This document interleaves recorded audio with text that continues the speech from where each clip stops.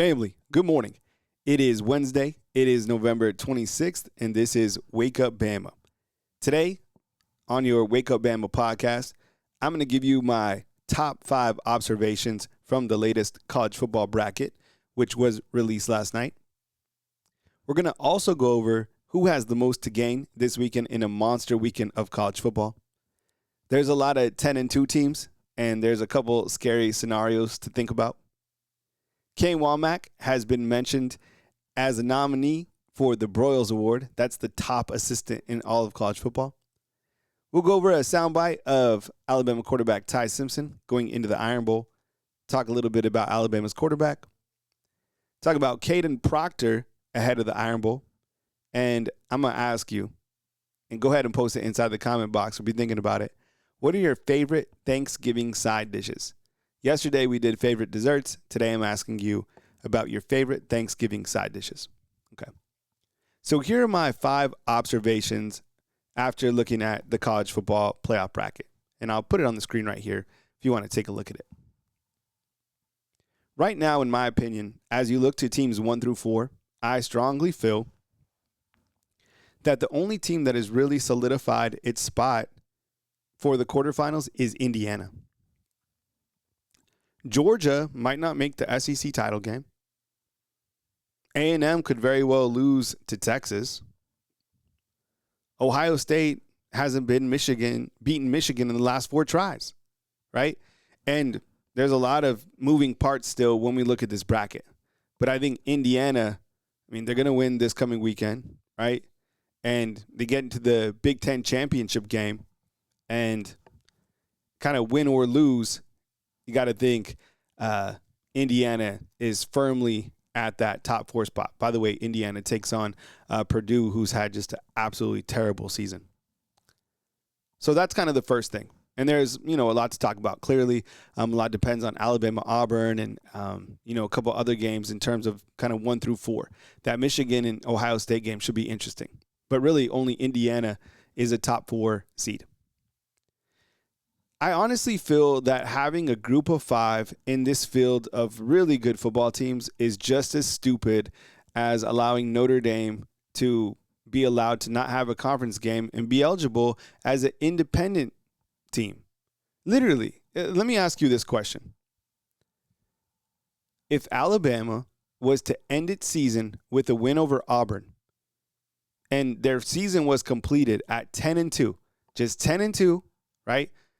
4 wins over top 25, win against Georgia, right? Top 10 defense in the country. Do you think Alabama would be a shoo-in for the playoffs? I would say their chances would be 100% if we looked at a ESPN, metric. So that's the route that Notre Dame has. But Notre Dame has such an easier route because they get to finish off with Stanford and then they're done. How is this even part of college football? We've talked about that 5 billion times. But think about this. Why does Tulane or James Madison, why do one of those teams have to make it? They have to. It's not even I could see if they were a top 12 team, okay? But listen how stupid this is. Tulane is ranked 24th. Okay, if a group of 5 team had made it into the top 12, then yeah. Put them in the tournament. But if they're not there, then why do they have to be in there? It's a ridiculous rule. Ridiculous. Those 2 things really bother me. The committee is basically, this is my third point. The committee is basically pretending that Lane Kiffin is going to stay at Ole Miss. And as you know, it sure as hell doesn't seem that way. It seems like he's going to leave right after Saturday's game. Okay? And I've been talking about this all week. I think chaos is going to follow. And Hunter Yurachek said, look, we can't predict the future and we can't gauge Ole Miss without its coach. Here's the crazy thing I think might happen. There's a bunch of crazy scenarios, but I think Ole Miss gets left out if everybody bounces out. And I think the committee could end up taking 2 teams from the ACC, right? You got to take Miami because they're going to be complaining. Take the ACC champ, which would be, let's say, SMU, and then take Bama. I'm Bama at 10-3 if they lose the SEC title game. And Ole Miss At 11-1, you've had a great season, but you're no longer the same team. That's kind of what I think is going to happen. My fourth point, looking at the bracket, the ACC could very well get 2 teams in. Okay. Right now, Virginia and SMU are slated to play if they win this weekend, and they definitely should. SMU is number 21. They take on Cal, who just fired their coach, and Virginia takes on Virginia Tech. Up at the top right. If those teams win, they play in the ACC title game, okay? You have to take the ACC champ from that game. I would imagine it's going to be SMU, who's ranked number 21 right now. Okay, well, if Miami beats Pittsburgh, then they're 10-2, and what? You just leave them out? I think the committee, they'd rather just take 2 teams from the ACC, the champ, and 10-2 Miami, and that is theoretically a team that could bounce Alabama out. So I'm looking at it because they have Miami in here right now, but Miami's not even slated to play in their ACC title game. Okay, the fifth point. Out of the teams, like first out, BYU is right there waiting for anybody to slip. They are on the verge of being 11-1 if they win this coming weekend against Central Florida, which they should, right? And their only 2 losses, if they get to, so the Big 12, there's only 2 scenarios. They get there and they beat Texas Tech, and they're definitely in, and that means 2 teams from the Big 12 are in. There's no way in hell they're leaving out Texas Tech, right? Or that means BYU has 2 losses, which are each to Texas Tech, which would be the best 2 losses out of anybody, right? I mean, Texas Tech's number 5. The committee would be like, oh, well, BYU, they're right there, and they only lost to a top 5 team twice. That's even better than Notre Dame's losses. Think about that. All right.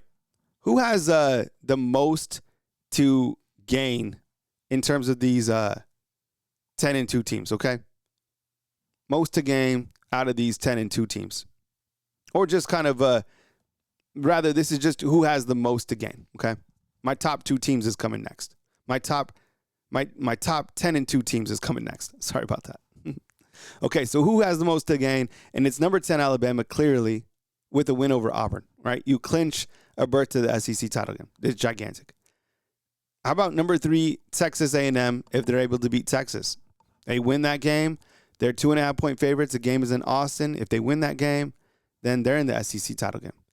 How about number 15 Michigan? If Michigan beats number 1 Ohio State, Michigan finishes 10-2. What are you going to do? Leave Michigan out? They won't be playing for a Big Ten title game. That would be, you know what this is crazy. This is the chaos scenario, okay? I just thought of this. This is nuts. Michigan, okay, stay with me here. Michigan beats Ohio State, okay? That means Indiana and Oregon play in the Big 12, okay? In the Big 10 championship game. Okay, you with me?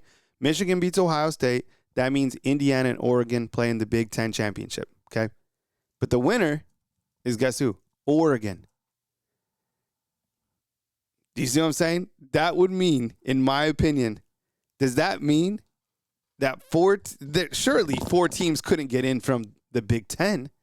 You're going to leave 10-2 Michigan out, who just beat number 1 Ohio State? You're going to leave Indiana out, who would be 12-1? You can't leave Oregon because they would just have won the Big 10 championship game, and you have to take Ohio State. That is a crazy scenario I just came out with. That is crazy. I didn't even think about that. Damn. And then who has most to gain is BYU, right? Beating Central Florida, finishing at 11-1, and going to the Big 12 title game. But that Big 10 scenario is nuts. Oh my goodness. All right, looking at all these 10-2 teams, this is crazy. Okay. You have Oklahoma, who plays LSU. You have Notre Dame, who plays Stanford. You have Bama, who plays Auburn. You have Miami, who plays Pitt. You have Utah, who plays Kansas. You have Vanderbilt, who plays Tennessee. And you have Michigan, who plays Ohio State. Okay. Out of all those teams, everybody's season is completed. And most of them should become 10-2, probably outside of Michigan. That's probably least likely, right? But the one with the hardest schedule still is Alabama, right? We all know that Auburn is the most challenging team out of anybody that anybody's playing this weekend. Maybe Vanderbilt and Tennessee. Tennessee's a good football team. But think about from Alabama's perspective, they could be 10-2. Great, our season's done. No, guess what? You have to play in one more playoff play-in game in the SEC title game. I'm serious. Playing in the SEC title game, playing in specifically the SEC title game, I think hurts you. I think it penalizes you being in the SEC, honestly. I think that they should do away with the SEC title games altogether. Because if the SEC was just to end today, think about all the teams where they would fall. Could probably put in 6 teams in there. If I was Greg Sankey, I would definitely think about, why are we having a conference championship game? Why? You want to play on the same playing field as Notre Dame? That's how you equalize it. Well, the SEC announcing no more conference title game, we're just going, straight up and down with our record. That's it. I'm serious. That's how to equalize Notre Dame. And then that boxes, if all conferences just eliminated the conference championship game, that equalizes Notre Dame. I'm telling you. Because you have all these 10-2 teams now against Notre Dame. All right.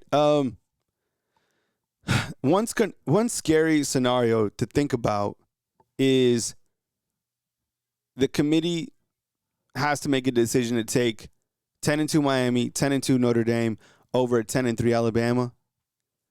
Again, Alabama controls its own destiny. You just win, but you're in. But I think Miami beating Notre Dame is going to be hard for the committee to justify leaving out a team that has a head-to-head victory when there's teams with comparable schedules. It's confusing, I know. All right. Remember, today is Wednesday, so we're going to have a call-in show. So definitely call in the show. Give me your take on the college football playoffs, and let's also talk a little bit of Iron Bowl. Okay. Kane Wommack has been listed as a nominee for the Broyles Award. The Broyles Award goes to the best assistant coach in the country. Incredible honor. As I mentioned, number 9 overall defense, which is, man, kudos, bro. That's impressive. 4th best passing defense. Number 10 in scoring defense. Just 16.8 points per game in this age of college football. Number 22 on third downs percentage, only 33%. Outstanding. The red zone play, the goal line defense has been superb. Of note, the last Alabama assistant coach to win the award was Steve Sarkisian back in 2020. He was the offensive coordinator for the Tide. And then before that, you have to go all the way to 2009 when it was Kirby Smart as a defensive coordinator. Those are the only 2 Alabama assistant coaches to win the award, which dates back to 1996. So to be in that caliber, wow. Ty Simpson spoke to the media on Tuesday ahead of the Iron Bowl. And he said, look, if we just go out and do our job, everything will take care of itself. But the biggest thing is we got to do our job. That's right, man. You got to go out and execute. I really hope that this kid can have a bounce-back game against Auburn. Ty Simpson hasn't had the best November, but he can rectify a lot of, what has gone on.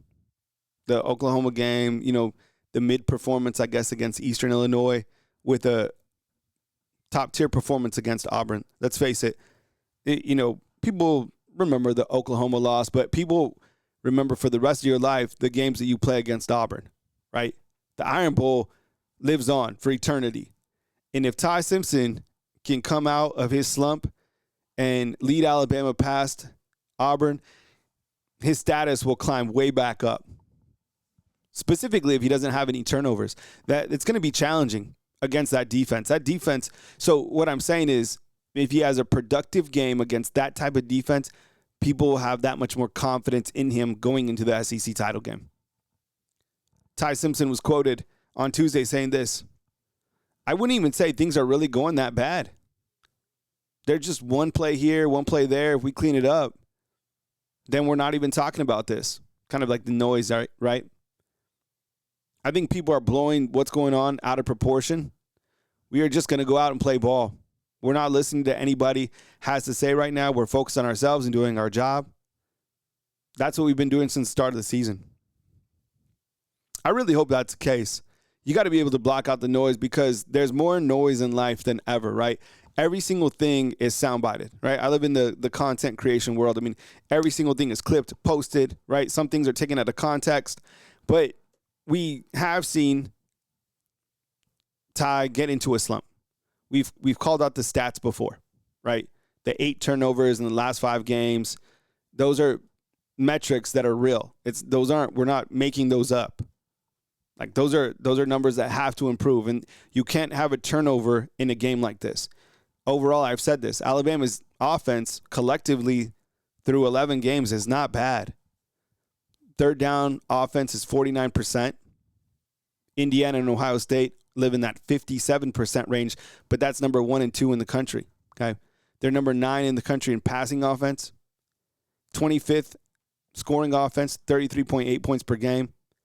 And number 12 in the nation in time of possession. Only Indiana, Georgia, Ohio State. Those are some playoff teams that rank higher than them. So block out the noise, man, and just go out and just do your thing.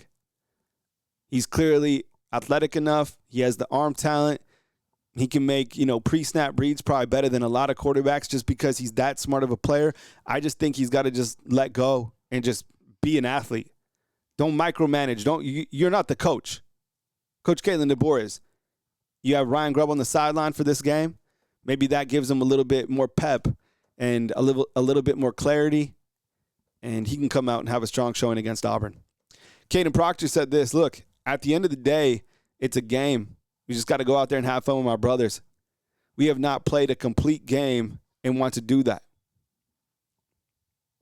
Yeah, we are this game means so much to everybody, right? Bragging rights, got to get it. It's a playoff play-in game. But Proctor's right, man. You just got to go out there and enjoy it, enjoy the moment. You're with your boys, and he's right. Let's challenge ourselves to play a complete game. I think Alabama played only one complete game this year, which was against Georgia. Other than that, there's, let's say 3 phases of the game. Offense, defense, special teams. Defense has kind of been the constant. Sometimes you had really good offense and not good special teams. If you can get 3 consistent areas of football, this team might be really cooking. But we got to have it from Ty, the defense, and the special teams in all areas. Kadyn Proctor also was asked about the Auburn defense, and it was interesting because I noticed some of these clips were edited out of sound bites, but he did say it. I'm not going to say it online, but he was like, look, we are going to be challenged with a very athletic Auburn defense. He talked about some guys that are projected in the first round from Auburn, and he said it's a MFer, and that was taken out of the video. But he said it. He's like, it's tough, it's hard. It's an SEC game. We expect a battle.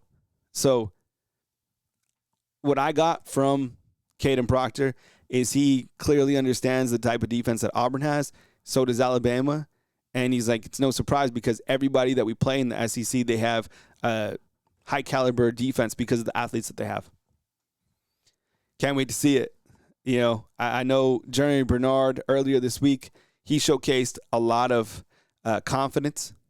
He's like, look, who says we can't go out there and just blow them out like we did last year? Not saying Auburn's a bad team. They're a great team, but like Coach always says, we don't have to make the game close. They don't, man. With the talent that Alabama has, they could absolutely, put it on really anybody. They just really haven't done it just yet. All right, last topic. Favorite Thanksgiving sides. If you've made it to this far in the morning podcast, please post your 2 favorite Thanksgiving sides. For me, I'm going to go with, I just want some really good, I want some really good mashed potatoes and gravy. And I want, the gravy is so important. You got anybody who makes the best gravy? And I want these mashed potatoes to not be too, I don't want them to be too runny. So a little thick, but I want the gravy to be, you know, I want the gravy to be top tier. And then, okay, side number 2. Let me think about this. Okay, mac and cheese would be too obvious. I really haven't had top tier collard greens. You know, this might sound weird, and I don't want to start a fight inside the comment box. And I guess, okay, but I can't go with sweet potatoes because I already chose a potato. I was gonna say sweet potato for a side, but I think y'all have sweet potatoes as a dessert, right? Okay, so green bean casserole. I can mess with some green bean casserole. I'm trying to think what other sides. Okay, for the time being, I'm gonna go mashed potatoes and green bean casserole as my final answer. Okay, that's where I'm living. And if I was back in New Mexico, okay, New Mexico, my sides, relatively the same, but we'd have some tamales. We'd have some red chili that you could pour over the tamales. You know what we'd have? We'd have some pozole, and that pozole goes hard. So, man, but no pozole this year. So it looks like I'm mashed potatoes, gravy, and green bean casserole. All right, fam. I hope that you all are getting off to a really good start this morning. It is Wednesday, November 26th. I will catch you live at 10 a.m. Central Time right here on Bama Football on YouTube, where I will take your calls today. So I'm excited to get your take on the Iron Bowl or college football playoffs in general. And remember, news as it happens right here on Bama Football on YouTube. Thank you very much for being here. Thank you very much for being a subscriber of Bama Football on YouTube. Think about becoming a fan funder if you haven't done so. And I hope you have a beautiful start to this beautiful day right here on Bama Football on YouTube. See you, fam.